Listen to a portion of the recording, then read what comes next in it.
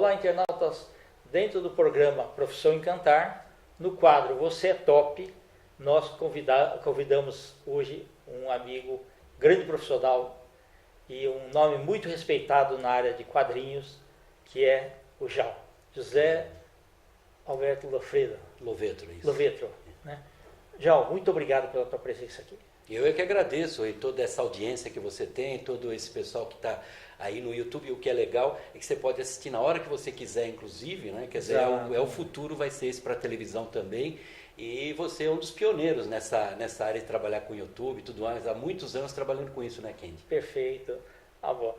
Jal, antes de você falar um pouquinho com você, eu agradeço aí esse presente maravilhoso que você trouxe. Fala um pouquinho aqui desse livro aqui, por favor. Bom, eu trabalho com Maurício de Souza também, entre as coisas que eu faço. E esse daqui é um livro que vai ser agora na Bienal do Rio de Janeiro do livro, né, nesse ano aqui, 2017. E é muito legal, é pela editora Nemo. Eles chamaram a Babi, a Melina, a Carol e a Pan, que são youtubers, que estão fazendo sucesso aí, onde você está assistindo, né, do youtuber. E cada uma encarnou uma personagem da Turma da Mônica, uma menina, e fez uma história, uma viagem inesperada. Cada uma escreveu, então, um texto encarnando uma personagem do Maurício de Souza. Achei a ideia super legal, acho que vai agradar todo esse pessoal jovem que está aí e que já acompanha, né? Sabe que a Turma da Mônica Jovem é a revista de maior veiculação no Ocidente. Em termos, por exemplo, nos Estados Unidos você tem um Homem-Aranha, que é o que vende mais lá, chega a uns 300 mil exemplares. Turma da Mônica Jovem chega a 500 mil. Então, fora o Japão e esses lugares onde se vende gibi impresso muito mais do que aqui, no Ocidente a Turma da Mônica Jovem realmente foi um grande achado do Maurício de Souza, né? Maravilha. Então, muito bom, muito obrigado. Ô, João, antes da gente falar do Salão do Humor, que você é o presidente, né? Fala um pouquinho aí para todo o pessoal do meio de quadrinhos, conhece você, te respeita muito, né? A gente vê essa dedicação toda, e muitas vezes o pessoal pensa o seguinte: não, ele já nasceu desenhando. Como é que foi assim na tua infância? Você queria ser desenhista mesmo? Sim, eu acho que com 9 anos eu queria ser desenhista, principalmente desenhista de desenho animado. Okay. Mas só que eu não sabia que eu estava no Brasil, e no Brasil é muito difícil fazer desenho animado, mas de qualquer forma histórias em quadrinhos foi uma alternativa. Então, aos 9 anos eu já sabia o que eu queria fazer, já estava fazendo meus gibizinhos, estava já brincando um pouco com quadrinhos. Mas você lia de tudo, gibi mais sério ou só animado? Olha, assim, eu sou fruto da geração Disney. E peguei também o início do Maurício de Souza, e foi tão forte o Maurício de Souza que eu lembro que na escola eu desenhava tanto Cebolinha que meu apelido virou Cebolinha. Eu não sabia que mais tarde ia trabalhar com o Maurício e ia ficar com 5 fios no cabelo. Puxa vida, entendi. E quando que aí você fez lá o ginásio, colegial, em que momento que você falou: agora eu vou trabalhar com quadrinhos? Quando cheguei lá pelos 16, 17 anos, eu já estava com os gibizinhos, algumas coisas assim, gostava muito do Pasquim, do Enfio, tinha um pouquinho mais de formação, né, de informação também, e aí resolvi levar os meus desenhos, minhas criações no estúdio do Maurício de Souza. Acho que todo desenhista até hoje faz isso, né? Aí eu sei desenhar, vou levar... Tinha uma escolinha lá dentro, é isso? Na verdade era a referência, né? A referência do Maurício, que é muito forte, e os personagens sempre foram muito importantes, né? E é um brasileiro que conseguiu ultrapassar até o Disney em vendagem. Perfeito. Quer dizer, é muito difícil isso no mundo acontecer, né? E conseguiu. Então chamava muito a atenção e chama de todos os desenhistas, né? Para iniciar. E muitos desenhistas começam trabalhando no Maurício desenhando a Mônica e depois vão fazer seus próprios personagens. Você tem aí Lourenço Mutarelli, você tem o Ivan Reis, que desenha hoje para os americanos. Todos passaram pelo estúdio. É uma coisa importante, estúdio, justamente para você ter uma noção de como você produz quadrinhos, né? De forma profissional. E levei para lá, daí eu fui muito bem atendido, não pelo Maurício, mas pela turma lá que estava lá na Folha de São Paulo, ainda no edifício da Folha de São Paulo. E ele falou: olha, aqui na Folha, isso é 1973, aqui na Folha vai ter agora um suplemento que você faz os seus personagens. Aqui você vai ter que desenhar a Turma da Mônica, mas aqui na Folha vai ter um suplemento onde vai se publicar personagens de cada desenhista. Vão lançar novos desenhistas, chama Quadrinhos. vai até lá e conversa, tenta falar com o editor, né? Você imagina tentar falar com o editor da Folha. Naquela época eu consegui. Ele atendeu um molecão, que foi uma coisa sensacional. Foi o Rui Lopes, né? Hoje eu acho que ele vive em Brasília, mas ele me atendeu muito bem e gostou do personagem. Era um personagem baseado num cachorro meu que tinha morrido. Eu homenageei, chamava Piloto, né? Eu homenageei, fiz o personagem. Ele falou, olha, só que aqui para o quadrinho, tenta criar um outro personagem. Daí para o quadrinho eu criei um personagem chamado Zélio, o repórter. Eu não sabia que o irmão do Ziraldo chamava Zélio. Eu achava que eu tinha inventado o nome Zélio. Né? Eu até mal informado, né? O Zélio já era um desenhista gráfico, né? Importante. Então, fiz o personagem, eu estava entrando na Universidade de Jornalismo e o personagem era um repórter. Então, comecei a fazer umas brincadeiras dele entrevistando o Nixon, quando o Nixon sofreu impeachment. Foi o único que conseguiu entrevistar ele antes dele subir no helicóptero. Jaqueline Onassis, quando ela foi descoberta numa praia lá com topless. Todas aquelas...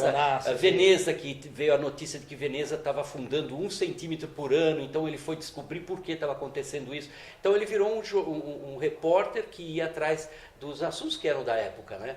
O que era atual e abrangente, né? E funcionou. Eu comecei mais um desenho horrível que eu nunca publicaria. Ele gostou muito do meu texto, por isso que eu comecei a publicar. Mas logo eu vi, comparando com os outros desenhos que publicavam lá, que eram ótimos, né? Eu via e tal, eu falei, não, tem que melhorar esse desenho, pelo amor de Deus, eu não vou fazer isso com o leitor, né?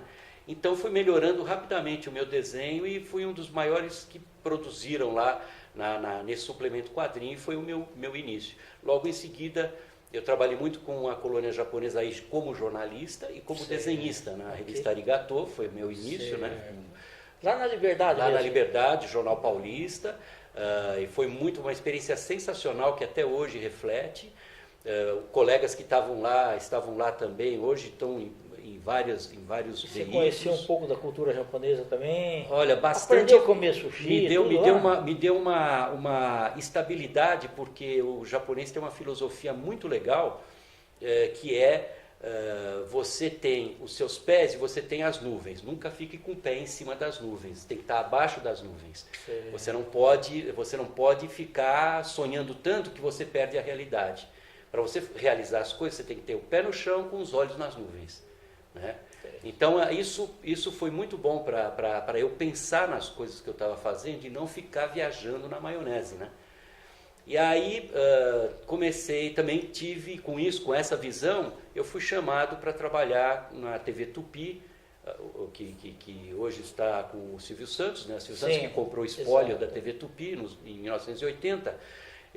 76, por aí, eu estava na TV Tupi, convidado para trabalhar com os Trapalhões, fazer a abertura do programa em desenho, em caricaturas, só que não tinha animação, não tinha nada. Naquela época não tinha computador, não tinha nada. Então você tinha que bolar... Mais estático, né? No sistema, o chroma key é aquele negócio que bota o fundo azul, e você elimina o fundo azul e coloca as nuvens. Daí você coloca um aviãozinho, parece que ele está andando. Então eu tinha que fazer essa brincadeira, eu tinha que bolar essas coisas todas para fazer a abertura do programa, e mudava sempre a abertura e tal.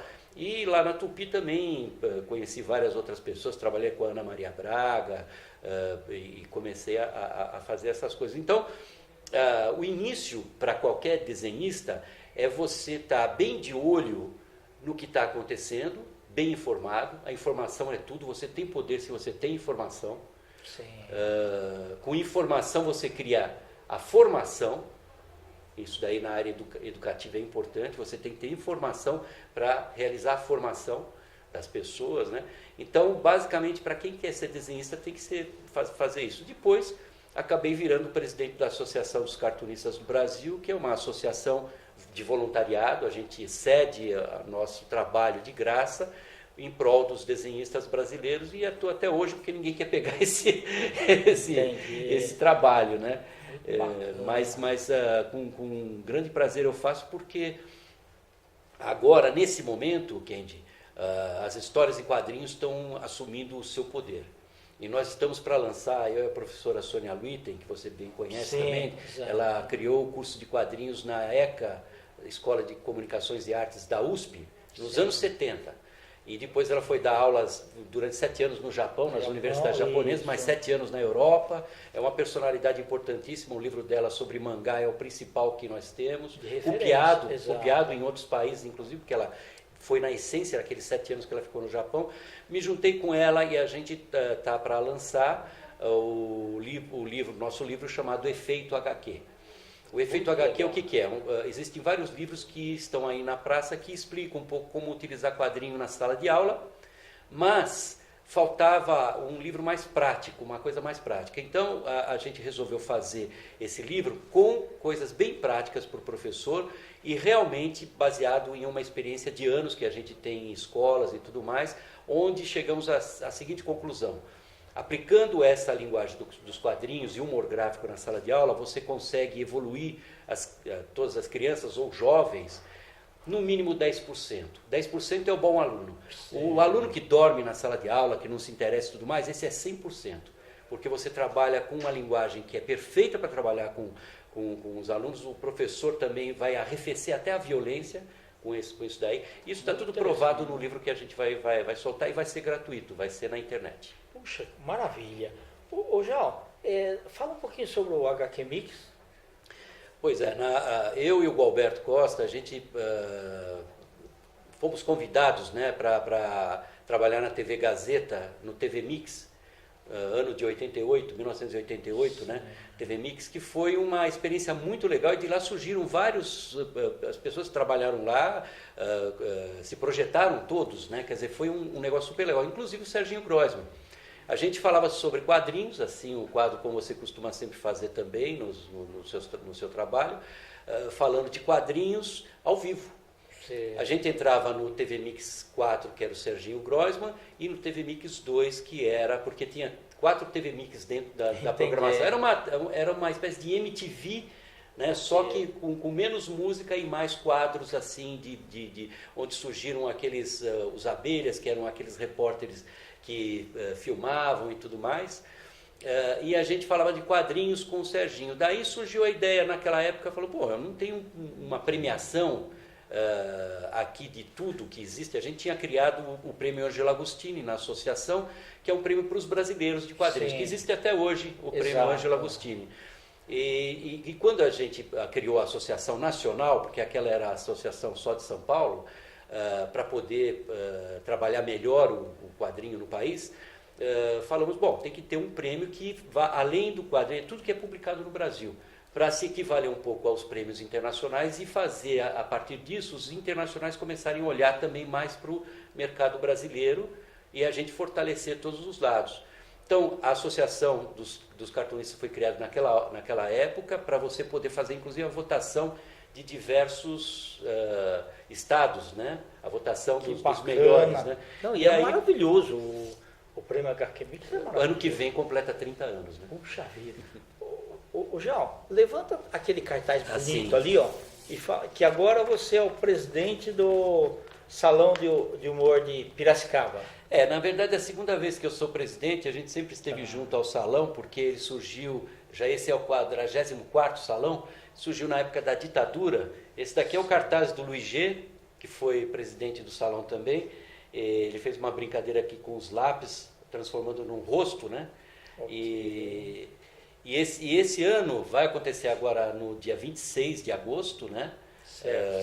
Nesse sábado, e vai até dia 12 de outubro. São 16 exposições montadas num lugar lindíssimo, que é o Engenho Central, lá em Piracicaba. Você conhece, né? Sim, do lado do rio lá. Do lado do rio Piracicaba, você pode comer lá um pintado na brasa e tal, ficar uma coisa. E vai ter muita coisa legal, fora toda essa parte das exposições. Sim. Vai ter stand-ups, vai ter shows, e também nós vamos criar lá agora uma coisa diferenciada, que é a Feira Gastrocômica. Perfeito. Que é uma feira de food trucks, né? que vai trabalhar o humor com a comida. Né? Então, uma coisa que vai acontecer lá no Engenho, né? Para quem não conhece, é uma viagem super legal de menos de 2 horas, né? Uma estrada boa também. Sim. Né? Aí pela Bandeirantes, né? Chega a quase poucos quilômetros de lá, e você vai conseguir curtir, ficar andando naqueles lugares com árvores, rios e tudo mais, né? Quer dizer, e vai ver todas essas exposições que são de autores, inclusive internacionais.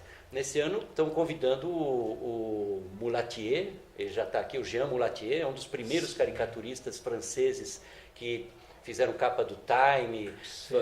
Não, vai ser realmente fantástico. Ô, João, então estaremos lá no sábado, né, do Salão de Humor de Piracicaba. Nós estamos nos instantes finais. Agradeço muito realmente a tua entrevista aqui. Tá? Eu é que agradeço, Kendi. Internautas, nós então, com os agradecimentos ao João, finalizamos mais um quadro Você é Top. Um grande abraço e até a próxima.